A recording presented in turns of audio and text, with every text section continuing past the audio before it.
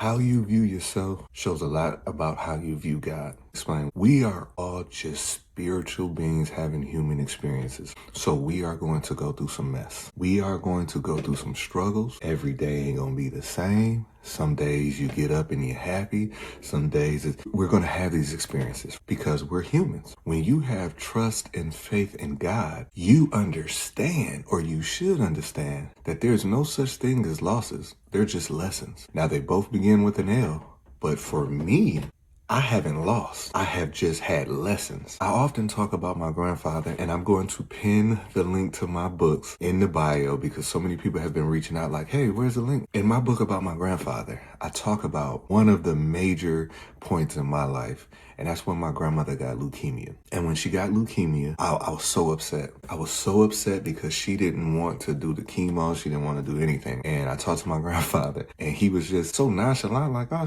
she's gonna be all right. I love God. God loves me, and he knows I love her. And that was it. And it was something about him saying that calmed me. And it calmed me because I knew his relationship with God. You see, I know that he knew the seriousness of it, but he also knew God. A lot of us, we walk through life and someone asks you, how are you doing? And when you lead off that conversation with, man, my back is just messed up. Oh, my knees is hurting. And on the job, they tripping. To me, that says a lot. Because if you ask me how I'm doing, I'm going to tell you, I'm blessed. Now, we can get into a conversation about some things that are annoying to me, but the mere fact that I'm able to correspond with you lets you know that I'm blessed. And the problem is, a lot of us, we have these sayings that were passed down from generation to generation. Like the song says, God has never failed me. Well, if God has never failed you, what are you worried about? If God has never failed you, what are you worried about? The problem is we think that we're supposed to go through life unfazed, unfathomed. We're not supposed to have any bumps and bruises. But the bumps and bruises, they show you something. You got to go through some stuff. It's like tests. Like when you're in school, you're going to have tests and then you're going to have the final exam.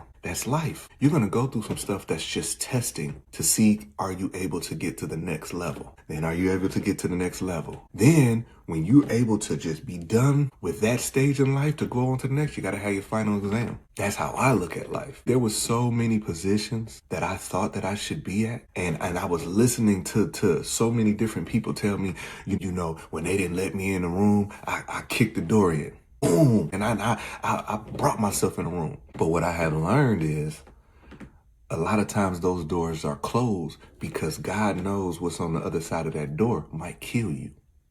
And a lot of times when your prayer life ain't good, when you don't have that self-awareness, yes, you will go in kicking in doors. And you kicked in the door, now you are at the position that you at. Now you acting like, see, God ain't even hearing me no more. No. That no was a blessing. See, some no's in our life is God's protection. But like I said, how you look at yourself shows me how you think about God. You see, March Madness is going on right now. I'm a sports fanatic. And a lot of times when the lower seed wins, everybody's happy. Everybody's like, it's an upset. But I love hearing the coach talk. Because what we're deeming as an upset, the coach says, no, we were prepared. We prepared to win. To everyone else, it's an upset. But to us, if we followed through the game plan, we knew that we could win. See, this is why a lot of people don't like you, because they know what you've been through. They know what you're going through. So when you can still show up and you smiling, hey, how you doing? I'm blessed, highly favored.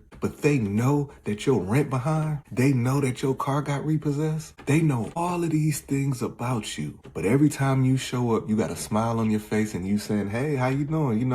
Or they know that your money a little funny, but they see you still helping out other people. They don't like you because they can't understand why you not laid up in the bed crying yourself to sleep. They can't understand why you still coming around and you got all of this stuff going on in your life. But what they don't realize is your connection and your belief in God. When you believe in God, I'm talking about a real faith in God. It comes off as being arrogant. It comes off as being arrogant to people who don't have the same type of faith in God that you have. When I walk into a room, I walk into that room like I'm supposed to be here. My faith in God tells me, yea, though I walk through the valley of the shadow of death, right? So when I walk into the room, I feel like I'm supposed to be here. You might not think I'm supposed to be here, and that's a you problem. But if God led me to this door and he opened this door, I'm supposed to be here. I might not look like you. I might not have the credentials that you have, but I'm supposed to be here. Now, for the people who don't have that type of faith,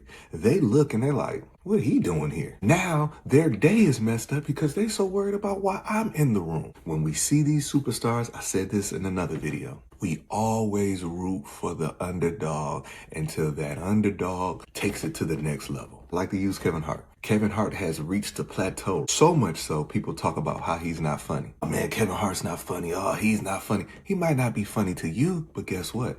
He's selling out arenas. So because you don't understand the why, that's when the stories come up. He must have sold his soul. He must have this. You don't know nothing about that. But what you should be concentrating on is you. But it's easy to critique other people because it takes the focus off of you. If you have these sayings in your life about God don't play about you, then why are you crying at night? If you have these sayings like, my goodness, I'm just trusting in God, what you crying for? See, if you really believe in God, I can tell how you look. And that's my message to this video right here. How you view yourself shows me what you think about God. I'm not saying that this life is easy. I'm not saying that. But it's kind of like having an open book test. A lot of times when you have an open book test, at least for myself, when you have an open book test, sometimes they're harder because all the information is right there. You just got to dig for it.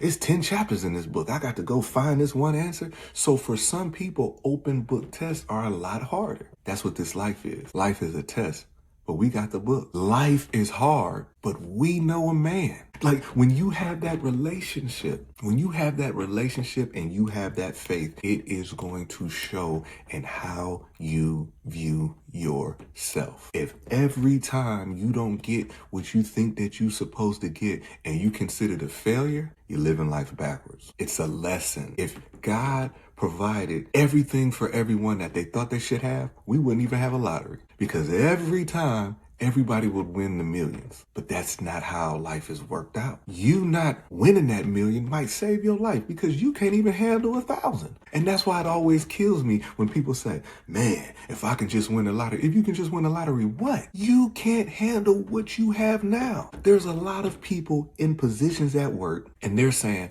I can't wait till I'm the boss. You're not even a good worker. So you want the title, but you don't want everything that comes with it. On this Sunday, I hope and I pray that you can take a moment and look at your life. Look at how you view yourself. When you look in that mirror, what do you really see? When you laid awake at night, what are you really thinking? Because that shows what you really think about God. I started this video out by saying, it doesn't mean you're not going to go through mess. You're going to go through some mess because it's life. But if you believe in God and you got faith, you got the cheat code. See, God has no sense of time. So you think that you're going through 2 years of bad luck. God is saying, no. You're not learning the lesson. God destroyed that relationship because that relationship has run its course. And then 5 months later, 2 years later, that phone ring and you pick back up with the phone. Guess what? Now you got to start all the way back over. I hope this video has blessed someone. How you view yourself is how you really view God.